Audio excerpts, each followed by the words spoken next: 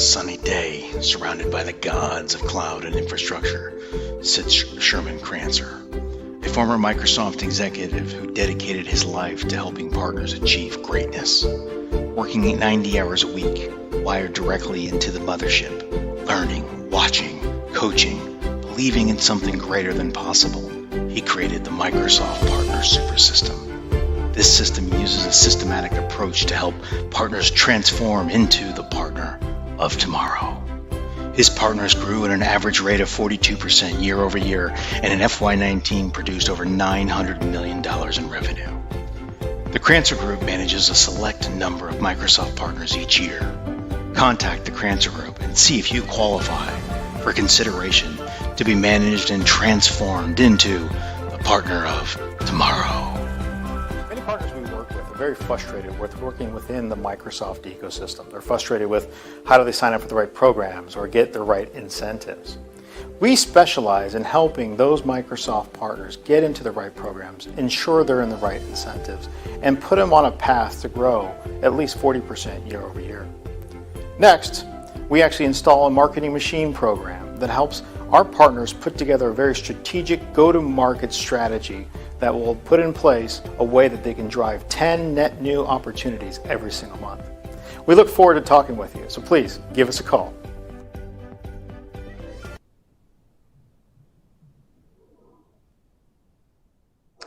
And now we're live. Thank you so much, everyone, for coming today. This is going to be fantastic. We are in our new year. This is the voice of the Microsoft partner that is led by the Crancer Group.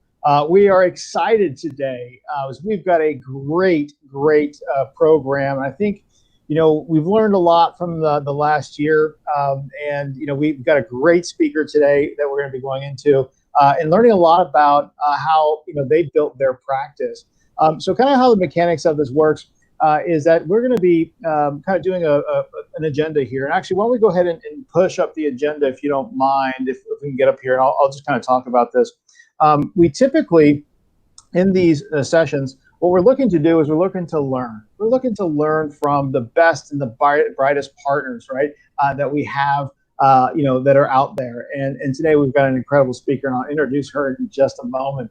But the mechanics of it is we have a Did You Know? And today I'm going to be talking about how do you figure out a compensation plan, or when you're hiring, what is the next new demographic? So that should be pretty awesome. Then we're going to have discovery, business development, and sales and marketing.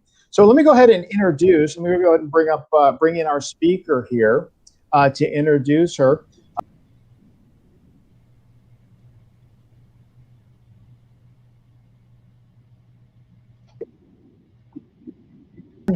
Which is great. And would you be so kind as to kind of just introduce yourself and your company so that everyone can kind of know, kind of level set where you're coming from and who you are? Absolutely. Good afternoon, everybody. I'm Ann Bisagno, CEO and co-founder of Xantrion. Xantrion is a 20-year-old cybersecurity and IT support firm headquartered in the San Francisco Bay Area. And recently, we've started putting people down in places like Boston and San Diego, given some of the industries that we're supporting these days. We specialize in supporting growing life science, financial services, and legal firms. And probably like a lot of you, recently, we've really been focused on helping these kinds of firms improve security and the work from home solutions that many implemented in haste in 2020. Fantastic. Well, thank you so much for coming today. This is going to be great. And you and I spoke last night, and we kind of ran over the questions, and I was thoroughly impressed with some of these answers, just because it really kind of helps us think about things. And what we're going to be doing, and it's so nice to kind of open up a little bit of our business and kind of the way that they think about building the business. And I think we can all leave from this learning very well. Now, a couple other things real quickly before I get into Did You Know? If you're in the Microsoft Teams environment, please, utilize that to ask questions, because we have moderators that are actually moderating the Teams environment right now. But we're also on LinkedIn Live too, and YouTube. We're trying to get this out. We're trying to figure, how do we allow anybody anywhere the ability to access this, so that you can use LinkedIn to go ahead and ask questions And what we've done in the past year, which has been really awesome, is we've had a lot of really good feedback. People are asking questions, and we're able to ask our speakers, hey, what do you think about this, or can you unpack this a little bit? So interaction is important, is awesome. And then lastly, we're going to be raffling off some Surface headphones at the conclusion of this event. So let's go ahead and get into the Did You Know section.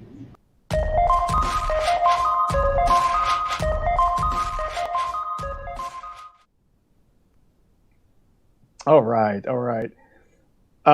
So on the Did You Know section, so one of the things that I've learned in this past year is when our partners keep coming to us and they're asking, well, what is the persona, right? What is the persona of who I'm hiring?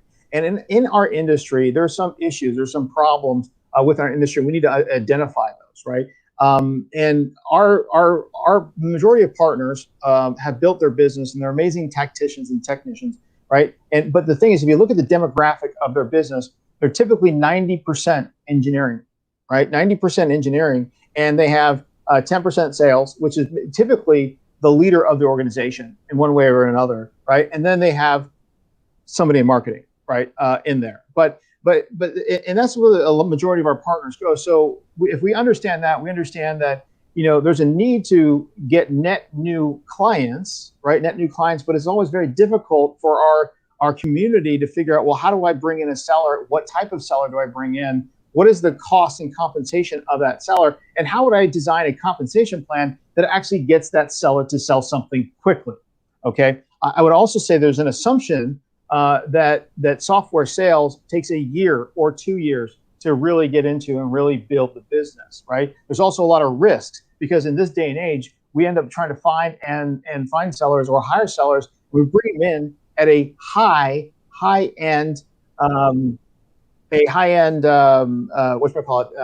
high salary, right? And that's a big business risk, especially if you're bringing on 10 or 11 or 12. So let me unpack this just a little bit. And I'm going to give you some advice, some free advice today, kind of how we look at it in the way that it's designed to help MSPs if they're thinking about building a sales organization. I'm going to give you some tips and tricks on how to figure this out. Okay. So our guidance to our partners who are building out sales organizations is the demographic. Okay. What we want to do is change the way that our sellers are selling. And the first thing that we want to think about is we want to get away from selling 2, 3, or 4 deals a year. Okay. Because there really isn't a whole, there's money to that, but there's a lot of risk in that. Right? There's a lot of risk in that, and there's always this hope and pray. We actually want to start making it more of a transactional, type of selling program where we can start putting in parameters where our sellers that we're hiring have an expectation that they need to produce every month or every quarter. Okay, and what we need to do also with that is try to find and define something that they can go out and sell that isn't, I'm going to sell everything. Okay, because that's another problem that we have here too. Let's go ahead and establish that. The other problem that we have here is most MSPs have 300 things to sell. Okay, they're selling everything. You're the MSP, the managed service provider, right? And you got to be careful with that. Okay, but if you're bringing in a new seller, what's probably the biggest risk by doing that? Well, you're saying, hey, here's what we have, go sell. How do you become an expert? How does that person get to market quick, right? Well, if you allow them to sell everything, that's a problem. So let's think about this. Demographic first. Okay, we're gonna have a first thing. We want to be looking for people that are 2 to 3 years out of college. Okay, that have that go into a good college, verifiable college, right? They've shown us that they can do tasks and complete them. That's really what a degree shows us, that you've given tasks and you can complete them, right? But we also want them to have a couple jobs too, 1 or 2 jobs, right? In sales. Okay, so that they can demonstrate. Okay, they're able to go in and take a look at what, and actually produce and do well with that. And if you understand that that's the demographic, now what we can start identifying is like, okay, what is the next step? Do we bring that person in and say, okay, go ahead and sell all 200 things? No, we don't do that. What we do is we create a line item type of quota and type of mission. And so what you do is in the first year of sales, you let them know like, hey, yeah, I know we sell all these things, but what I'm going to do, you're going to be selling 4 things.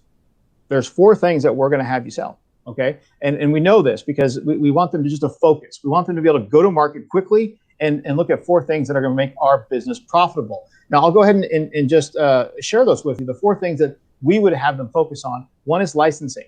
Okay. So 15% of their overall commission would be in licensing. So licensing, and the reason why we only put 15%, okay, is because we don't make any money on licensing. We all know that. We all know that licensing, there's not any money into it, right? So, and we can end up getting 6% after it's all done. But what we need to do is make sure that they're focusing on the blocking and tackling. That's going to get us to the next 3 items in our actual line item for quota. The second one is cloud managed services. So this is different than managed services. And our advice and our guidance to our partners that we work with is get away from full managed services like we've thought about in the past, because we're moving away from sending people out to reset printer drivers, right? We're not doing that anymore. The offices are now closed, pandemic. We need to get into something that has a high margin, and that's where our money is. Ultimately, whatever we sell, we want to get to that cloud managed services, right? So with that, then you're putting a percentage of their quota needs to be about 35% of their quota. So first one was licensing, and that's going to be 15% of quota. Second one is cloud managed services. That's 35% of their quota. The third one is professional services, because we know that when they drive licensing, that drives professional services, right? So we need them to also focus on, okay, that's a metric, right? And then the fourth thing inside of their compensation, or what we want them to sell, is not necessarily a product, but we want them to have a steady quarterly performance, okay? So we can track them and say, hey, look, 15% of your total compensation, your extra, not just your salary, your extra compensation is tied to you making sure you're doing something every quarter. And we're mitigating, we're lowering the business risk by, removing the fact of this one rep is with us for 9 months and at the very end of the year swings the bat and hits it. That doesn't help for our business. We can't forecast against that. And what you want to do is create a process or a compensation plan that you can forecast on a quarterly basis, right? And by doing it this way, we also can give them metrics that are easily to attain and get to, but we also put them in a position where they think, okay, I can get incentivized as I go through. Now, let me talk about the base. What would be the base? Because you're probably going to ask, what is the base that we're going to put out there? So I would say that between $1 and $2 million. No, I'm just kidding. It's not $1 and $2 million. The base is really, in my estimation, 50 to 60,000. That's the base. I would say 50 grand is the base that you're looking for. You remember, we're not looking for the person who's 20 years in the business who's never going to accept that 50 base. But we need to understand as well that that person who's 20 years in the business, the longer in the tooth, they may not have the energy to go out and start doing transactional sales, right? A little bit more transactional, right? So what we do is do a $50,000 base, and then we give them between a $50,000 and $60,000 commission. So their total compensation out the door is going to be $100,000 to $110,000 when they go out there. If we do a line item type of quota, then it becomes very, very easy. Okay, and this is the guidance that we're giving to you. It becomes very easy to then determine, okay, how many licenses do we want them to sell over the year? Okay, so let's say we put a quota on, we want them to sell 1,000 licenses, 500 licenses, whatever it is. It's very easy to back it out, because she's like, okay, well, what type of license? Well, if we did, E3, no problem. We can do 1,000 licenses times the E3 SKU of $20. Okay, great. Now we can back out, what are we making? What is our margin, and what can we pay them? And then we can apply that to that 15% of their quota, right? And we do it on a quarterly basis, right? But we also want to incentivize them to say, hey, look, by the way, if you knock it out of the park, we're not going to say that, we'll push it towards the next quota, because we want them to learn and create a predictable result, right? A predictable cadence of actually doing production, so that we can reduce our business risk and we can create predictability within our P&L statement, really within our business, right? We want to grow this business. Next, it also becomes very simple. Okay, I'm my time here. Very simple on the margin and the managed services, because we can then define very simply, okay, if we can get this rep to bring in 300,000 in managed services, great, 35%. Okay, and then we can easily back out the numbers. It becomes a very simple situation to be able to actually create a comp plan if you do it this way. Last thing I'm going to say here is that if we do it this way, we do this for the first year. Okay, for these people we're hiring in. Okay, we do it for the first year, because at the end of first year we say, okay, now we're going to allow you to start selling other things. Okay, because now they're learning and getting there. Then the comp plan becomes a little more complicated. But what we've done now is created a behavior-based compensation plan that actually has metrics that they can hit, but it hits across the board. They know they have to do cloud licensing. They know they have to do professional services. That's another portion of it. Excuse me, I may have forgot that. And then the cloud managed service piece of it. That's what we want to do. We want to create a predictable machine. Now, last thing I'm going to say here, sales, and let's just be frank with us right here. There's a huge fatality rate in sales. Okay. You have to stop thinking of a year or two before people produce, before you decide to pull the plug. This may seem harsh. Life is harsh, but we run a business. That's what we're doing here. We run a business, and we can't run a lifestyle business where we're just letting people live and hopefully and praying that they're going to develop. Okay. What we need to do is have a 6-month serious time frame. It's 6 months. And in that 6 months, you're given the first 3 months, you might give them a little bit of their quota, right? You're going to give them some sort of draw or ramp. Okay, fine. But if you're not selling, you're not producing within, really, you will actually know in our model, in literally 45 days whether they're worth their salt or not, because it really comes down to activity, right? And then last thing you do is you make sure you have a quarterly activity plan that you put in place, that you basically let them know, hey, this is what you're doing. Social selling, LinkedIn, email campaigns, touches, calls. That's it. Now you've created a factory. Now you've created a way that you can start creating predictable results and actually build a sales team that's going to now differentiate your company. And you're no longer going to be that top heavy where you're 90%. You're 90% up here, right? You're 90% up in engineering and 10% in sales. Okay. But then last thing that even makes it even better, okay, is that you're not breaking your business by me telling you, hey, can you bring in 10 clients in 1 month? No, you're not going to be able to bring in 10 clients in 1 month. You're not built that way. But if we start bringing in smaller clients, holy Moses, now we bring them in, we get them a taste of something, we get them started, and now you cross-sell, upsell, and you bring them in. So with that being said, that's my soapbox today. That's our first iteration of the year. Every month we're going to start doing this. Awesome. I want to go ahead and do a transition now. We're going to actually get into the actual part of the show that we're all waiting for. Not just me talking, but great Ann, and Andres is actually going to be leading it.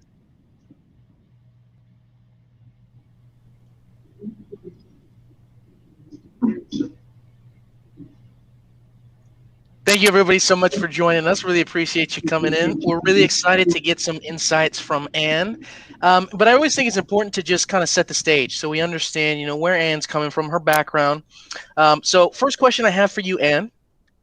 What inspired you to get into the IT business? Give us your story. Why are you a partner with Microsoft, if you wouldn't mind sharing with us?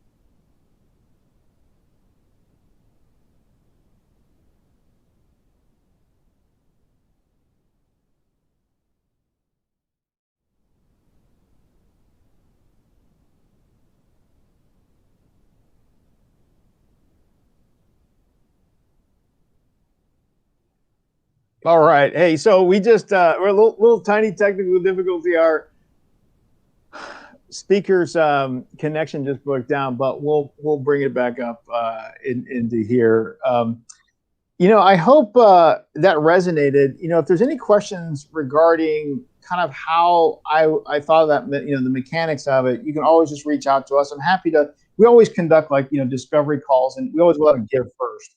So super happy to allow us to talk more about this. Let's see if there's any questions that may be coming up from the group while we're waiting for Ann to come in here. Okay, let's see. Well, I'm going to take this time, Sherman, while we're waiting on Ann, just to give an announcement to the group. You may have heard this, but we always like to share information that's relevant to you. Co-op has officially been rolled over into our next bucket. So if you guys are worried about any funds you might have had previously towards the end of the year, you have them available for the next 6 months. So let's go ahead and let's take advantage. Just wanted to make sure we have an opportunity to share some information. Might as well get right into it. So hopefully that will be helpful for you guys. If you have any questions for us for the group, please just let us know into the chat window. I know obviously we have some internet issues here, but we'd love to have a discussion on anything you would like to talk about. But I'll pass it back over to you, Sherm. No problem. No problem at all. I think we like to bake things out here and kind of talk about the way that we approach sales and marketing. Another thing I'll kind of go ahead and talk about is we have a program here that we're doing with several large organizations, and we're giving guidance about how do you upskill your environment? How do you upskill your people, right? Because I think that when you're thinking about your sellers, it's easy for salespeople to sit back and just get comfortable, right, with what they're selling. And also, I've always been in sales and marketing myself, so I'm going to go ahead and follow my own sword and say, hey, there's a lot of times I've been just focused on what they told me I can learn, and I don't invest any time in actually learning. So we have this other program, and I'll just kind of tell you a little bit about it. And the program is really, it's a program where we upskill organizations that have large sales forces. Okay, so we basically put them through a 9-week program where we basically run them through, getting an Azure fundamentals type of certification the first 8 weeks. Then we get them into M365 certifications. Then we get them into becoming a AWS seller. You got to be careful with that, right? But then we also, this new thing is Power Apps, right? So we have a Power Apps fundamentals. The ideation behind this, and we run the sellers through over a 9-week process, and we say, okay, look, every day it's 1 hour a day worth of learning, and then we come back and we explain it to them. But at the conclusion, of this, they walk out now with, they can talk to people as they're a cloud solution strategist. Okay, because their elevator pitch is very simple at this point. Somebody says, well, what do you do? And you say, well, my name is Sherman Crancer, and I'm a cloud solution strategist. I have a certification in AWS, Azure, and M365, right? And and I specialize in helping IT companies save between 20 and 40% of their, 20 to 40% on IT savings, right? So, with that being said, it changes that narrative. But by getting your sellers and uplifting them and getting them qualified and getting them having these certifications, the reason why you want to do that as a company, is because you want to shorten your sales cycle. Now, the problem we have also, and this kind of goes back to what we were talking about with sales compensation, one of the biggest problems that we see, on a repeatable basis, is the time to actually sell something. And the reason we have that problem is because, I know, I see it, is because the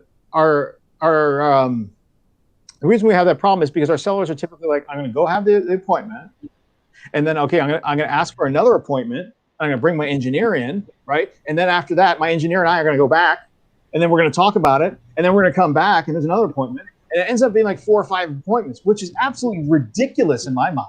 I tell you, it's absolutely ridiculous. We should be shortening that sales cycle down to about this much. Meaning that those sellers that you have out there that are talking to people should have those certifications so that you feel comfortable that they can at least have the darn discovery call, which would then reduce the number of appointments that need to actually happen.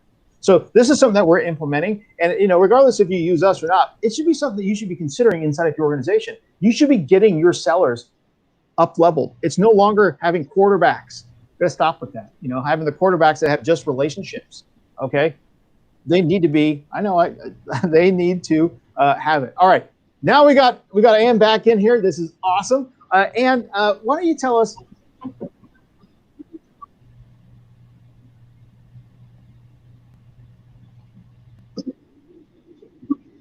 And so we're very happy to have you back. I'm so sorry. No worries. We're really happy you're here.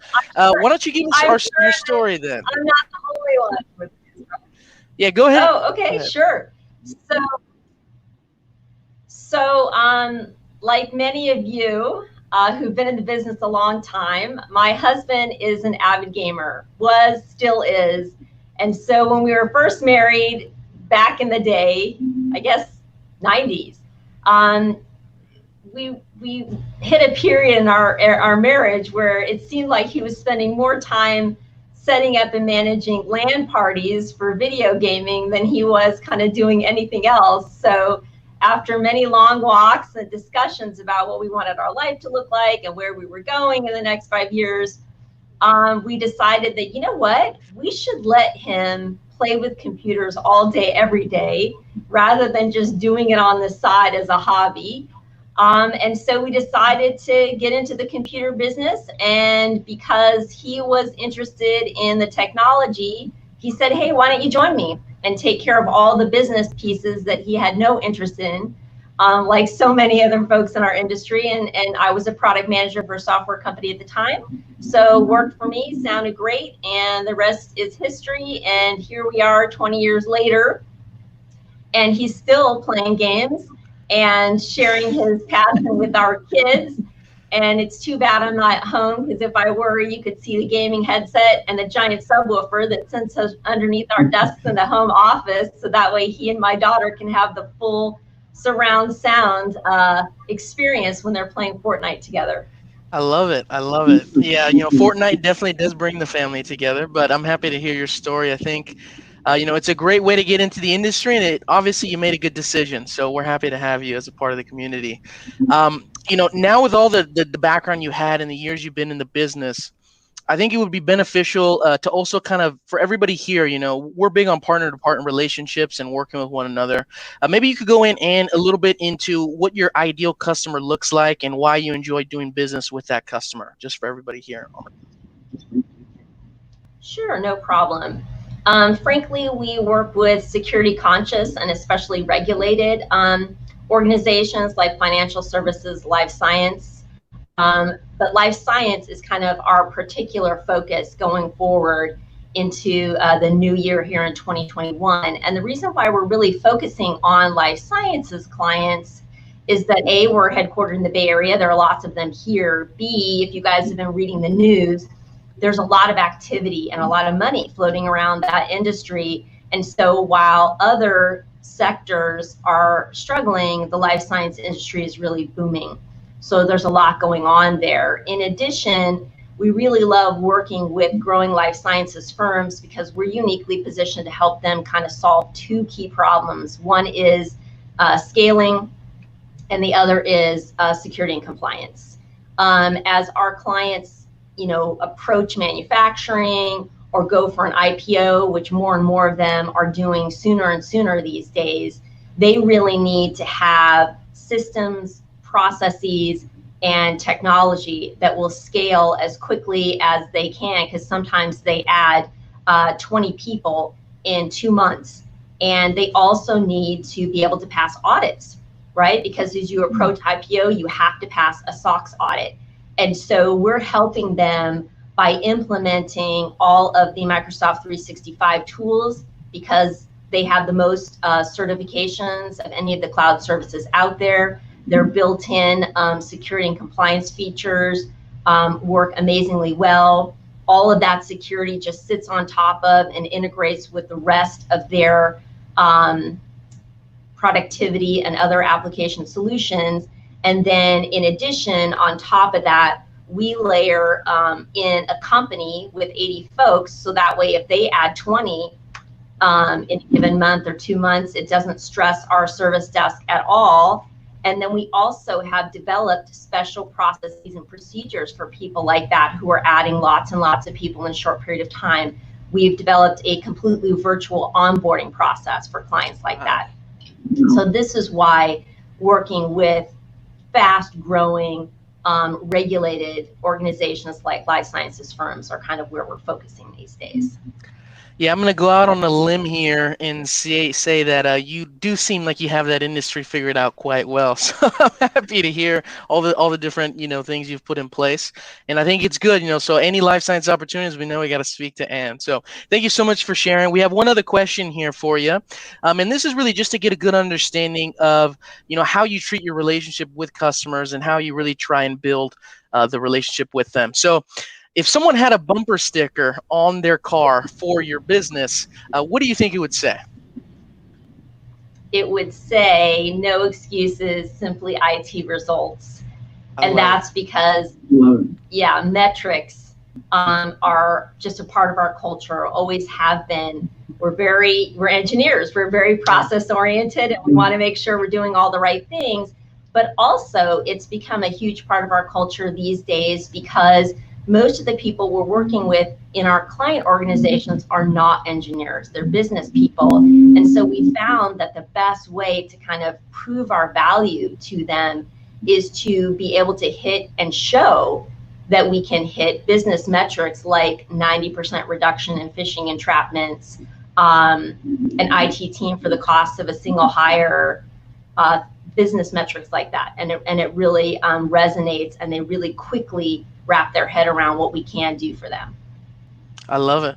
Well, really appreciate you sharing with us, and I think this is a great way to level set so everybody understands, Xantrion and what you do for the business community. I'm going to go ahead and pass it back over to Mr. Sherman Crancer here to lead us into. All right. All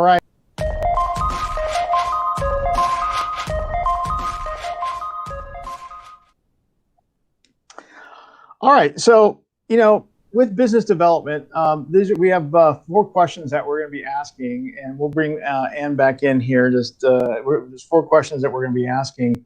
Our very first question, really, and we were showing this to you, what is the big bet that you made? We'll get into it in a second. But I do want one housekeeping item. If you don't see chat right now in your Teams environment, you need to access the Crancer Group Partners tenant. And you can do that via the web, do it incognito, then you'll see chat, and you can put it in there. I know it's a pain, but you can do it that way. So our first question, and go ahead and bring Ann in and put her, do a 2 spot with us here. The first question that we really have, Ann, really is going to be behind, what is the big bet that you made, or what is the, what big bet did you make in the past year that's helped develop your business? Because we had a very tough year, right? It's like, oh my God. Absolutely. Yeah, help us understand that. So like a lot of you, I started out 2020 with all these amazing business and sales and marketing plans. We were all ready to form up around this incredible direct mail program, and then COVID hit. And so we were like, that's all right, it's fine. We'll just wait until this is over. We'll just push the program further out. It's fine. It's no big deal. We'll just, keep in touch with people via email. It'll all be fine. This will be over in just a few months. And of course, we all know that didn't happen. It kept stretching on and on and on. And we quickly realized over the summer last year that direct mail wasn't going to happen anytime soon. We could not bank on that from a sales and marketing perspective. And probably like a lot of you, the other thing that happened to us last year is that leads from traditional sources like SEO and referrals really dried up. Essentially, our pipeline kind of went to zero by the time we hit April, May. And so we really had a big hole to climb out of on the pipeline side. And so the big bet we made is, hey, A, we have to go digital, right? Everybody's at home. And B, we decided we were going to jump in and try a webinar.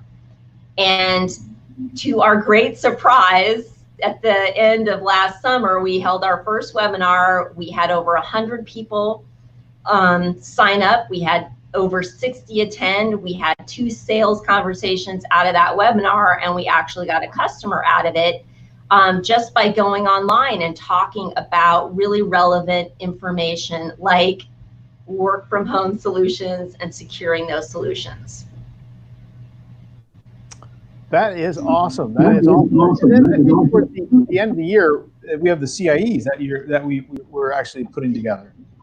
That's right. And then we followed that up with, once we kind of learned the big lesson that webinars were probably a great way for us to go, we had to figure out how to do a lot more of them and do them a lot easier than we had in the summer. And so we actually brought the Crancer Group on board. Our Microsoft partner manager suggested that we talk to them about what they could help us with there. And we have rolled into doing customer immersion workshops with them. And in fact, we did our first one on January 26th, and we're queued up to do one more on February 2nd and February 16th.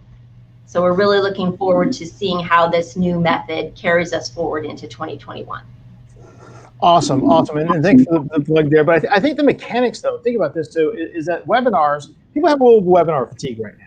right? You know, it's the cell is the death by PowerPoint, and be careful with that one, right?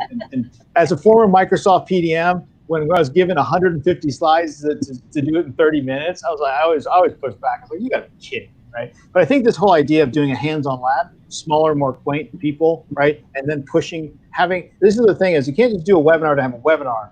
You got to have a call to action, and that's what we're really trying to work on, right? With your packages, and then having a call to action, which is an assessment of something, of some type, right? Security assessment, secure score. That's going to help. All right, so let me ask you this. What main business improvement did you have planned in 2021?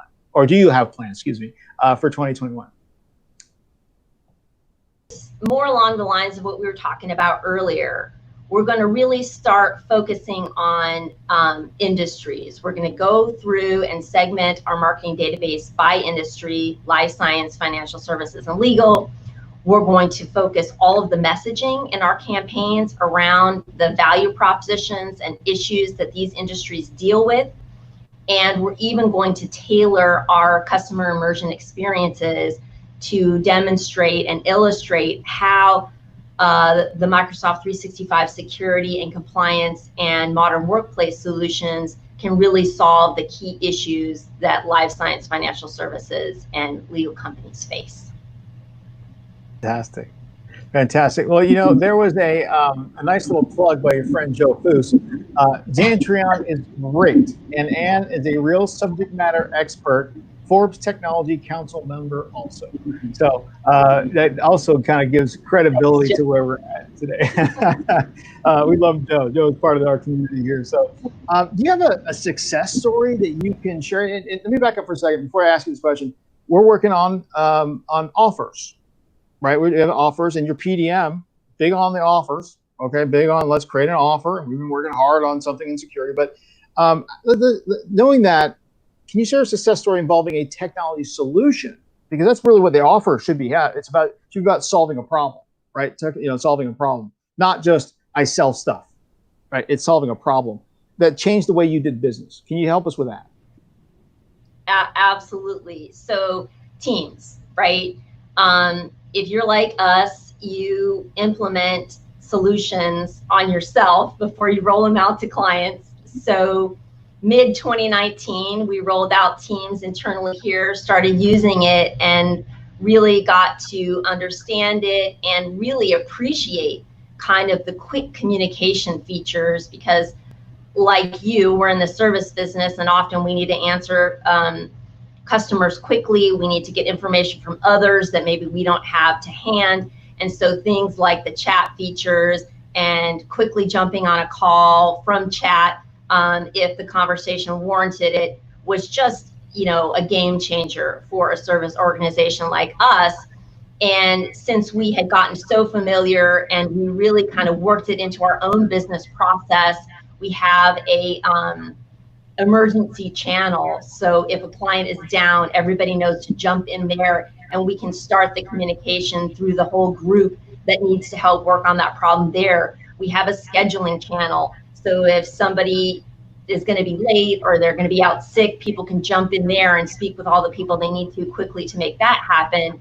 So, we had really integrated it so much into our business process that when we hit the summer after COVID, looked like it was going to be hanging around, and all of our customers started coming to us saying, oh my gosh, how are we going to handle this? Especially if they hadn't already implemented Teams and SharePoint and OneDrive.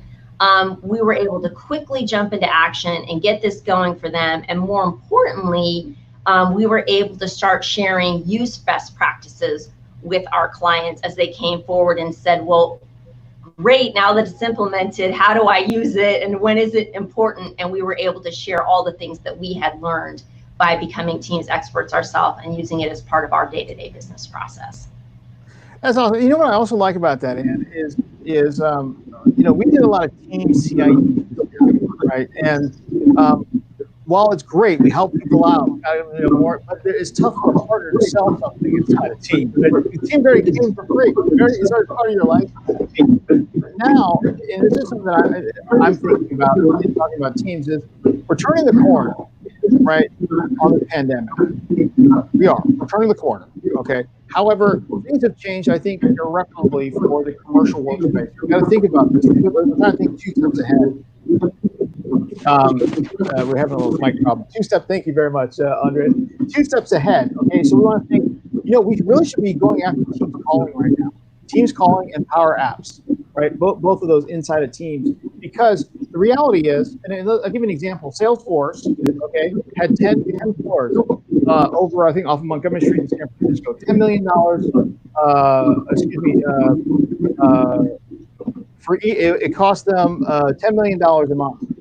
Okay, for that, right? And so basically what they did is they reduced 9 floors, and they only have 1 floor, and now they're spending $2 million a month. Think about this.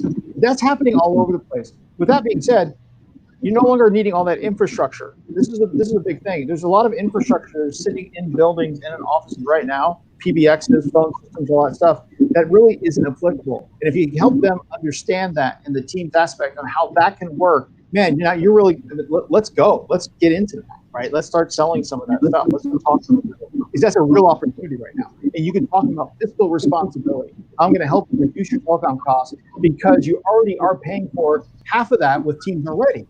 Let me just go ahead and turn on PSTN calling, and now I'm going to reduce your telecom costs that you have at your office that nobody goes to significantly. All right, let's get to the next one. Can you share a New Year's resolution that you are hearing from your customers when it comes to like technology or security or whatnot? What are you hearing in? So it's kind of a 2-for-1 resolution that we're hearing a ton of, as probably many of you out there are as well. And that is, most of our customers are continuing to just push everything that they can to the cloud and really trying to move to being a cloud only, frankly, organization. And they realize that in order to do that well, they also have to change and often increase the security that is a part of their infrastructure as they move to the cloud. And so this is why Microsoft 365 has been such a great tool set for us, because it's totally designed to go cloud only if you want to, and the security features are stellar and fully integrated with everything else that most of our clients are using. And so that's what we're hearing a lot of, is this kind of dual need to continue to push to the cloud, as well as implement security solutions that integrate well with an all cloud environment.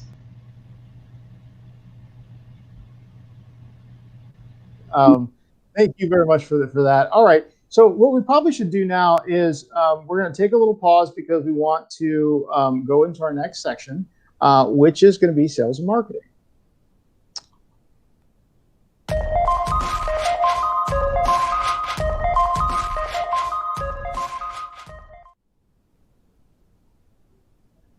All right. Now we're into sales and marketing. And actually, this is a fantastic section. Anna and I talked about this last night, and I'm really excited for her to share how she feels about sales and marketing. So let's go ahead and bring Ann over here for our shot here. These are the 3 questions that we're going to be going over. How do you measure the impact of marketing? How do you continue to upsell your customers after the initial engagement? And then we have a fill in the blank scenario here. So go ahead and push Ann live. There we go. So Ann, how do you measure the impact of marketing / digital spend when running your business? And then how does it impact your overall sales? Absolutely. So like most businesses, it's really important for us to keep track of the return on investment for all of our marketing and sales activities. And so we've always done that. I don't think we'll ever go away from using that metric to help us determine, where we should be investing and how much we should invest in certain activities over others. And that link, that understanding of how those activities are working impacts our sales, because not surprisingly, we're going to spend more money on and in some cases, a disproportionate amount of money on those activities that are generating the most sales and the higher average size sales. So that's how we measure effectiveness. And that's also how we manage our activities. And of course, we're going to cut off or reduce spend on those activities where the ROI isn't as good. Awesome. Well, that's pretty good. And you know, I guess the other question is, and we hear this a lot, okay, is on top of that, when you're talking about marketing, what did you learn several years ago? We talked about this, like what the start and stop scenario, as opposed to your investments and how your approach to marketing. Is it continuous? Is it start, stop, or what was the lesson learned? Yeah, so what we learned many years ago is that sales and marketing is a process. You can't start it and then stop it because it just doesn't work that way. You never know when a customer or several customers are going to go out of business or leave. And so if you're not doing any sales and marketing activities, it takes months to build that pipeline up. So it just didn't make any sense for us to start and stop our sales and marketing activities because business is uncertain. And so you always want to have a super full pipeline because you never know what's going to happen on the other side. And building a pipeline takes so long, you really can't stop and start marketing activities. And then, oh, by the way, you know, once we get clients in, that's not the end of selling even to them. Right, especially for these growing firms like life science firms where their business really significantly changes over time. So we kind of have a series of offerings for each one of the industries that we focus on that kind of line up with how their business changes over time. So for example, we start them with a low cost, small scope project where we kind of assess where they are and basically put together a information technology budget plan and strategy for kind of getting them off the ground. And then once that's in place, then we typically move them to the next offering when they're ready for it in their business. And that's all about implementing what we've developed in that strategy and plan and putting in process and procedure to manage those systems and start supporting their users. And we implement basic security, which will lay the groundwork for the security and compliance they're going to need later on. And then as they approach, typically it's a key event like an IPO or manufacturing where FDA regulators are going to come in and start reviewing what they're doing. Then we layer in the full security and compliance offering that we designed for later in their life cycle when it matters. So that way they have all the things they need like multi-factor authentication, MDM, SSO, as well as all the quarterly reports, the penetration tests, and the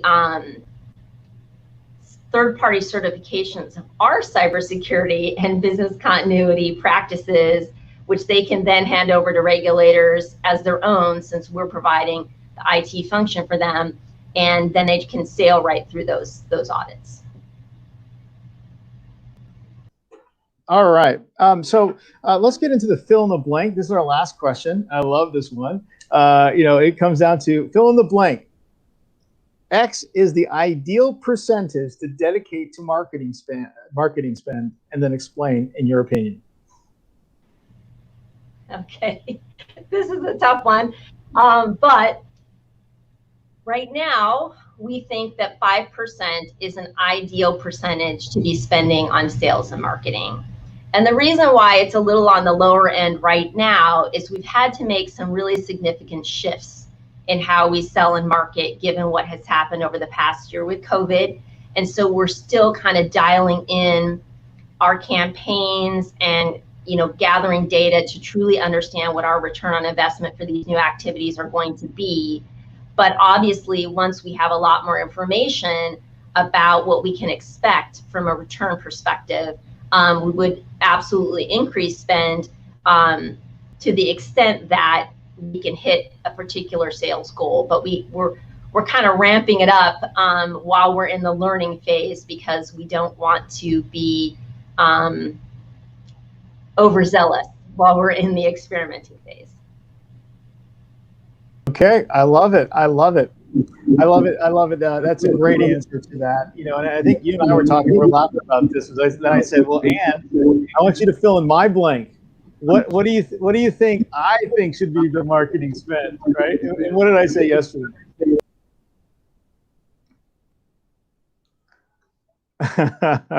Yeah.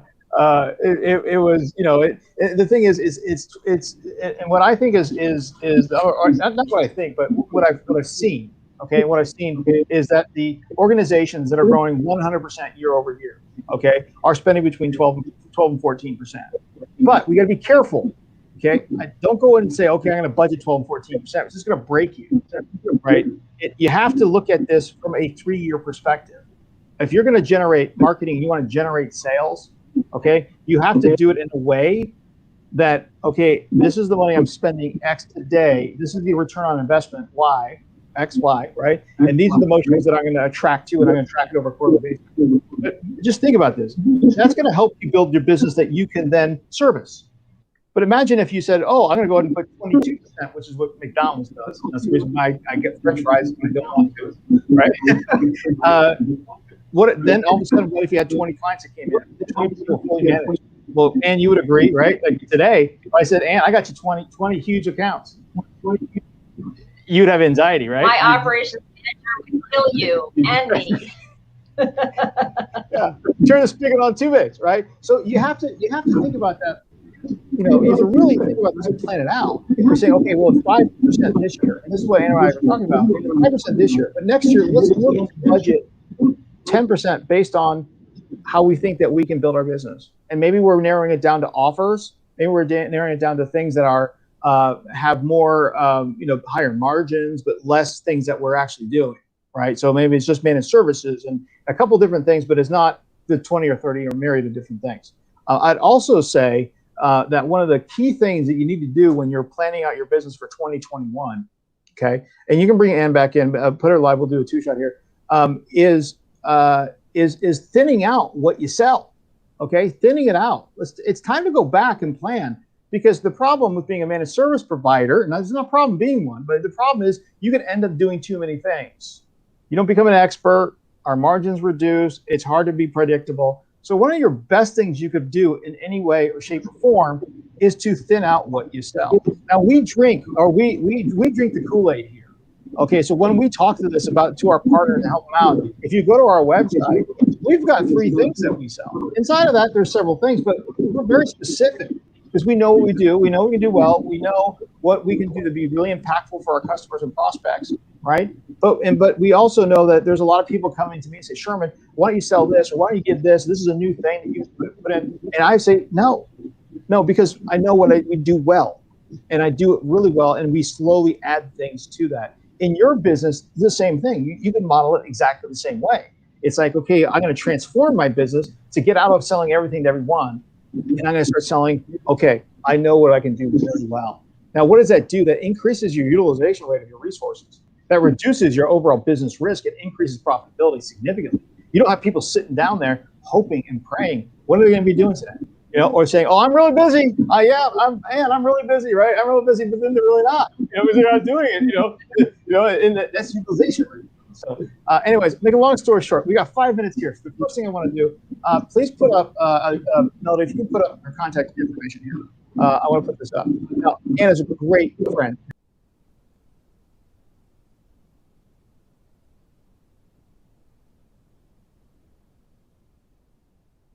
Put me back live, please. Thank you. Appreciate it. Contact Ann if you'd like to. I think she's really a partner. She's a good partner to partner. There might be applications if she's in the West Coast, right, up in Oakland. You might be in the East Coast. You might have something together. Big proponent, great partner to partner relationships she has here. So you can contact her anytime.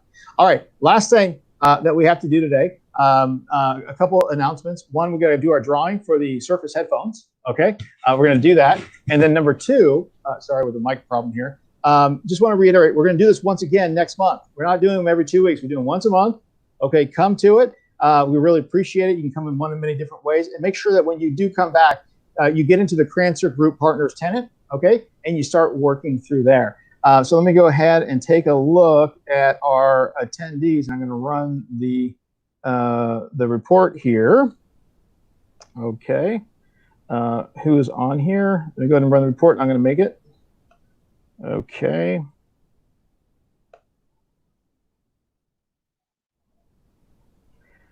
All right. Our winner for today, and who we'll have as a speaker again, is the great Michael Goldstein.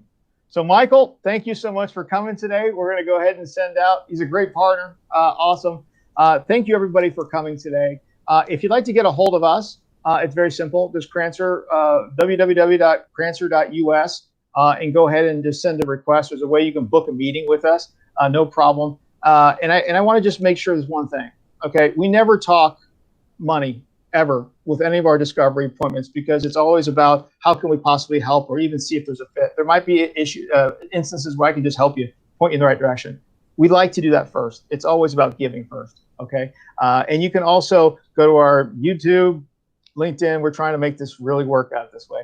So for that being said, Ann, thank you so much once again. Really appreciate it. Really appreciate it. Appreciate everybody for coming today. Andres, amazing job today too. Really do appreciate it.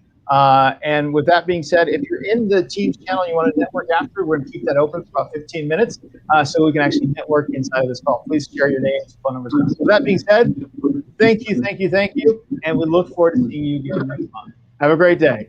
Bye-bye.